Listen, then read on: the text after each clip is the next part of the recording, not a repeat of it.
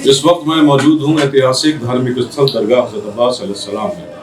दरगाह हज़रत अब्बास अलैहिस्सलाम का हमने वेब पोर्टल पर कई मरतबा सीरियल वाइज खबरें लिखी, लेकिन पीड़ित यानी हमारे प्रशासक मिसर रिजवी का कोई बयान उसमें नहीं लगा। जिस तरह से लोगों ने शिकायतें की, उनकी शिकायतों के आधार पर खबरें लिखी गई, लेकिन ये पत्रकारिता के दर्पण के खिलाफ था। इसलिए मैंने सोचा कि आज मिसर रिजवी से सामने आमने चल करके सवाल जवाब किए जाए, ताकि लोग मुतमईन हो, जो उनके दिमाग में सवाल रह गए उनका भी ये हल दें। मैं इस वक्त मिसर रिजवी साहब बहुत बहुत शुक्रिया कि आपने अपना वक्त दिया। मैं ये जानना चाहता हूँ कि जैसे लोगों का आरोप है कि बाहर का जो फर्श बना इतने करोड़ रुपए आपने लगा दिए, चिकने पत्थर लगाए, लोग गिर रहे हैं, इस संबंध में आपका क्या कहना है? देखिए, बिस्मिल्लाहिर्रहमानिर्रहीम, इससे पहले भी हमने इसमें तफसीली इंटरव्यू दिया है, और जब हमने प्रशासक के तौर पर दरगाह हज़रत अब्बास में सेंट्रल वक्फ बोर्ड की जानिब से बना कर आए थे, तभी हमने अपने यहाँ 4 शबान की महफिल में एक नक्शा दिखाया था और उसमें बताया था कि बैनुल हरमैन की तरह हम दरगाह को बनाना चाहते हैं कि जनाब अब्बास अलैहिस्सलाम का रोज़ा इधर हो और इमाम हुसैन अलैहिस्सलाम का रोज़ा उधर हो। तो हम लोगों ने असल दरगाह से ही करबला से सारी चीज़ों को देखा। जब आपने देखा होगा कि पोल भी वैसे ही लगाए हैं, सबील बनाई, उसके बाद दुकानें जैसे पूरी छप्पर पड़े रहते थे, जानवर अंदर टहल ले, उसको एक अच्छा शेप दे दिया, एक अच्छा शेप देने की कोशिश पूरी करी हम लोगों ने।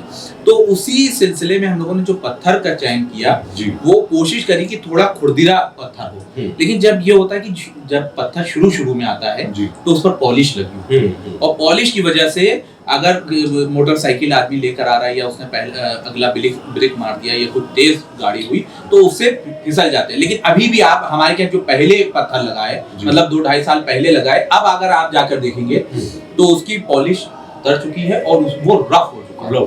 अब उस पर अगर कोई गाड़ी चलाए या वो ब्रेक भी मार दे तो उतना असर उसका नहीं होगा।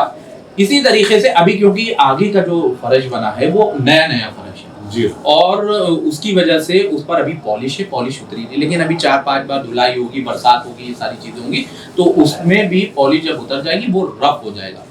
दूसरी चीज ये है कि अरे साहब 1 करोड़ लगा दिए और 2 करोड़ लगा दिए, अरे अकल की बात होना चाहिए कि 1-2 करोड़ रुपया इतने फर्श में कौन लगा देगा। तो मेरे पास एक चीज, एक पर्चा मौजूद है, एक बिल मौजूद है, उसमें जो मोरंग लगी, जो सीमेंट लगी या पत्थर का जो खर्चा है वो सब मौजूद है। बहुत से बहुत लाखों में खर्चा किया होगा, लेकिन करोड़ों का तो सवाल ही नहीं उठता कि इतने फर्श में करोड़ों रुपया गलतफहमी डाली जा रही है। बिल्कुल गलतफहमी है। अगर किसी को देखना हो तो हम उसको पूरे बिल दिखा सकते हैं। हमारे पास आए, हम वाउचर हमारे पास मौजूद है, पत्थर खरीदा गया उसका बिल मौजूद है, सीमेंट आई उसका बिल मौजूद है, सब की चीजों का बिल। हवाओं में अगर बात करना है तो भाई जो भी करना चाहिए, लेकिन अगर प्रैक्टिकली बात करना है तो वो आकर हमसे पूछे, जैसे आपने हमारा इंटरव्यू लिया, हम एक चीज तफसील से आपको बताएं। नहीं, बहुत शुक्रिया। और दूसरा सवाल विशन भाई, जैसे हमारा सवाल क्या बल्कि आरोप है कि गत दिनों या गत महीनों कहा जाए कि आपने एक मूवी बनाई, उसको साइट पे डाला, जिसमें आपने अपने काम अंदर के दिखाए, उसके बाद छत बताया कि टपक रही है, इस तरह के काम चीजें बताई। उसमें आपने सोने का भी हवाला दिया कि पूर्व मुतवल्ली ने आपको किस शक्ल में सोना दिया। जी।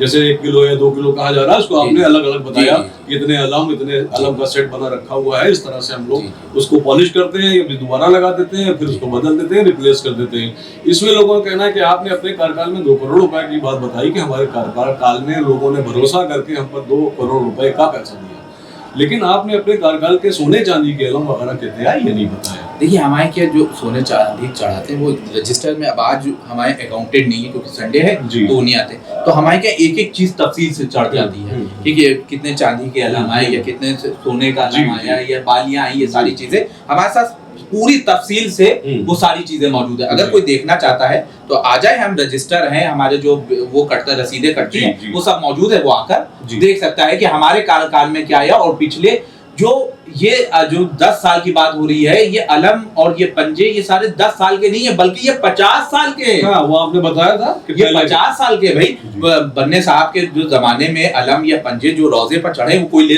के थोड़ी ना चला जाएगा, वो चढ़े तो चढ़े। जो जरी अगर रखी गई थी या उसको तब्दील किया गया तो उस जमाने से जो रखी गई वो आज भी रखी गई है।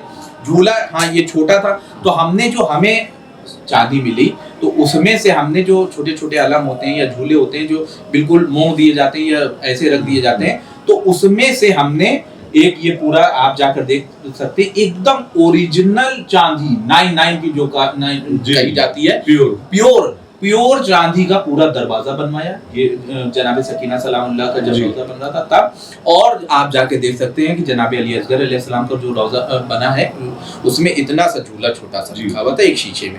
अब आप जाके देख लीजिए कि वो कितना बड़ा झूला बना है। तो वो चांदी का ये बना और वो बना, जितना हमारे पास हमारे जमाने की चांदी और सोना है सब तो वो सब मौजूद है। अगर किसी को देखना है तो आकर रजिस्टर भी दे सकता है और हमसे पूछ सकता है, हम उसके सामने भी दे सकते हैं। बहुत बहुत अच्छी बात।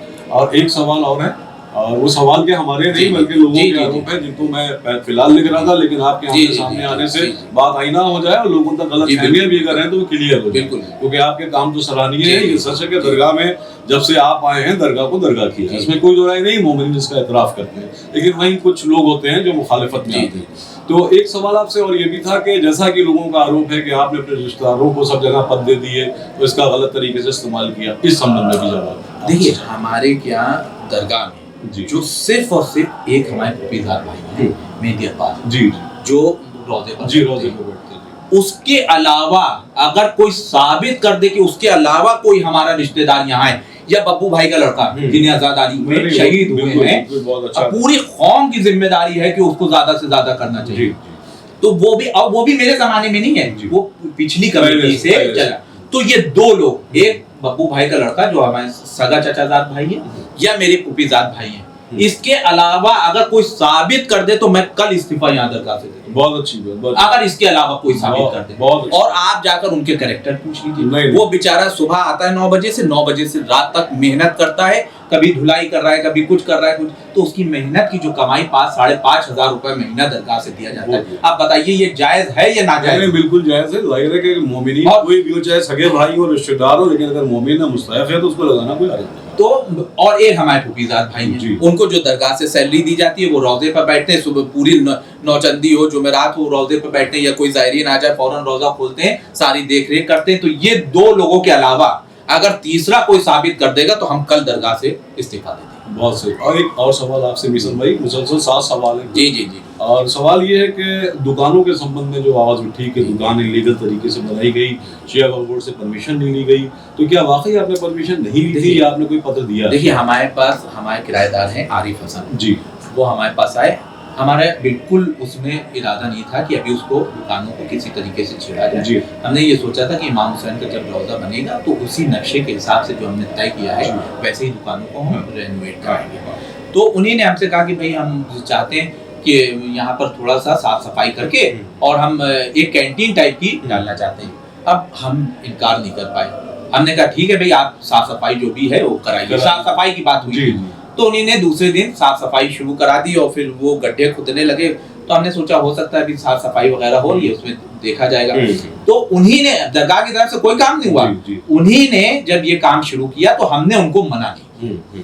तो पता चला 3-4 दिन के बाद हमारे पास एक नोटिस वक्फ बोर्ड से आ गया कि भाई आप बिना परमिशन के नहीं बनाएंगे, नहीं या नहीं बनने देंगे। तो हमने फौरन उसको उनसे कहा कि भाई देखिए मत बनाइएगा, वो वक्फ बोर्ड से परमिशन बिना लिए हुए ना हम बना सकते ना आप। तो जैसे ही वक्फ बोर्ड का लेटर आया उसी के दूसरे दिन हमने काम को रुकवा दिया, उनके काम को भी रुकवा दिया और हमारे दरगाह की जो साफ सफाई चल रही थी वो सारी चीजें थी हमने सब रुकवा दिया। हमने कहा जब तक परमिशन नहीं हो जाती जब तक हम इसमें हाथ नहीं लगाएंगे। और अब भी हमने यही तय किया है कि जब इमाम हुसैन अलैहिस्सलाम का रौजा बनेगा उसी हिसाब से उसको रेनोवेट करेंगे। अच्छा, एक आरोप आप पर है।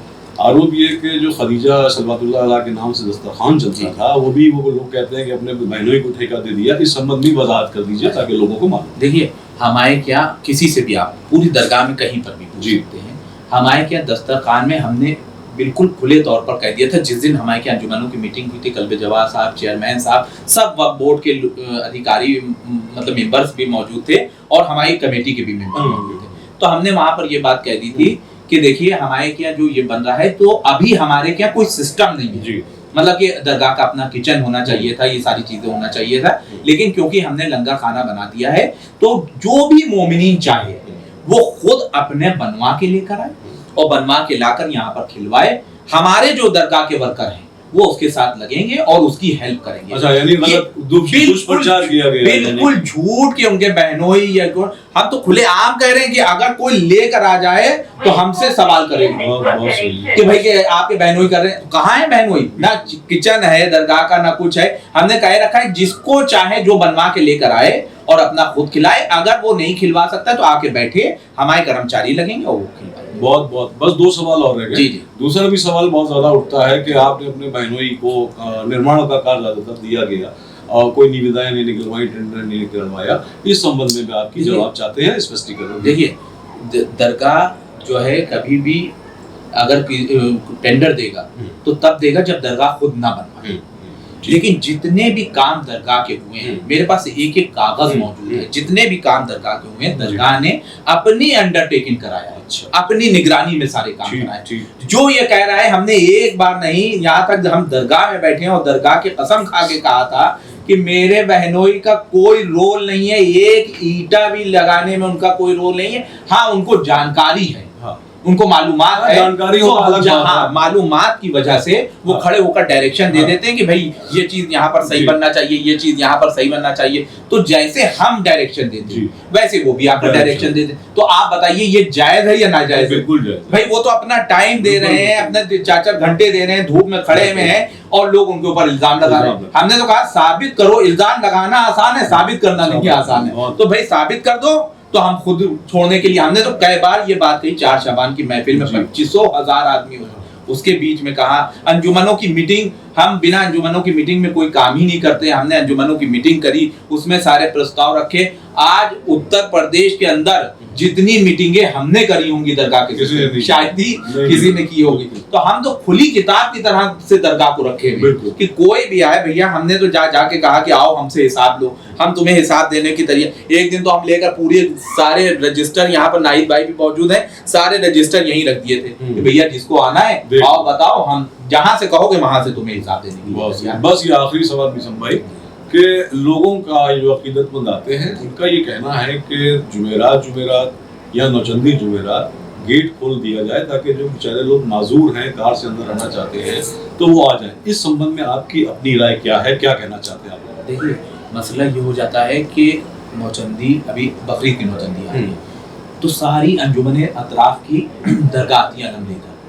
इससे पहले कई बार अंजुमनों ने यही ऑफिस में आकर हमसे शिकायत की, अरे साहब देखिए पूरी 5-5 गाड़ियां, 7-7 गाड़ियां रास्ते में खड़ी हैं और उसके बाद जो ज़ायरीन आते हैं उनकी मोटरसाइकिलें होती हैं तो पूरा मैदान जो है वो पैक हो जाता है और ना अलम आ सकते हैं, ना ताबूत आ सकते हैं, ज़ायरीन ज़ियारत करने के लिए मुश्किल हो जाती है। तो हमने वहां पर 2 खंबे लगाकर एक छोटा गेट लगवा दिया ताकि बड़ा गेट खुल जाए, ठीक है। और इमरजेंसी में किसी की अगर गाड़ी आने, जैसे मकान है उन लोगों के, तो कोई बीमार पड़ गया, कोई कुछ हो गया तो इमरजेंसी में आकर उसमें गेट के अंदर गाड़ी खड़ी करे और जो भी अपनी परेशानी उसको फौरन ही सॉल्व करे और चला जाए। और ज्यादा इमरजेंसी अगर होती है तो इतना हमने रास्ता पूरा ऐसे खोल रखा है कि गाड़ी बिल्कुल मैदान के अंदर आ सकती है। तो उसके लिए हम गार्ड का इंतजाम कर रहे हैं सरकार की तरफ से कि एक गार्ड वहां बैठेगा 12 घंटे के लिए और वो गेट खोलेगा जिसकी गाड़ी अंदर जरूरतमंद की है, जैसे कोई पैर से अपाहिज जो विकलांग है या कुछ ऐसा है तो उसकी गाड़ी दरगाह के अंदर तक आ सके और फिर उसको बंद कर दिया जाए। अगर हमने पूरी परमिशन दे दी तो आप समझ लीजिए जैसे पहले था कि पूरी पार्किंग बनी हुई है, 20-20 गाड़ियां, 25-25 गाड़ियां खड़ी हैं, तो फिर दरगाह में आने की जरूरत नहीं है। वो आप परमानेंट ना करिए, आप जैसे नौचंदी जुमेरात आए तो उसमें अगर खोल सकते हो होता है, अगर नौचंदी जुमेरात को हमने खोल दिया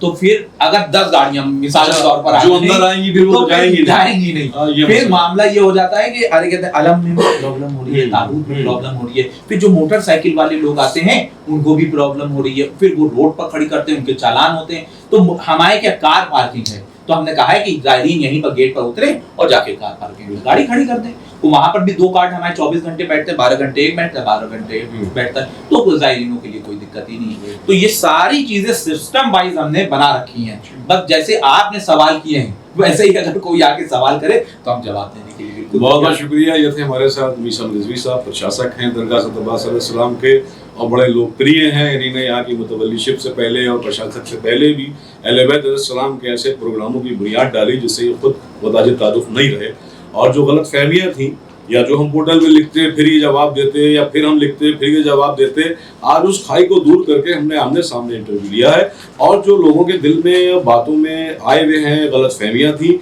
वो भी इनके इंटरव्यू के बाद दूर हो गई है।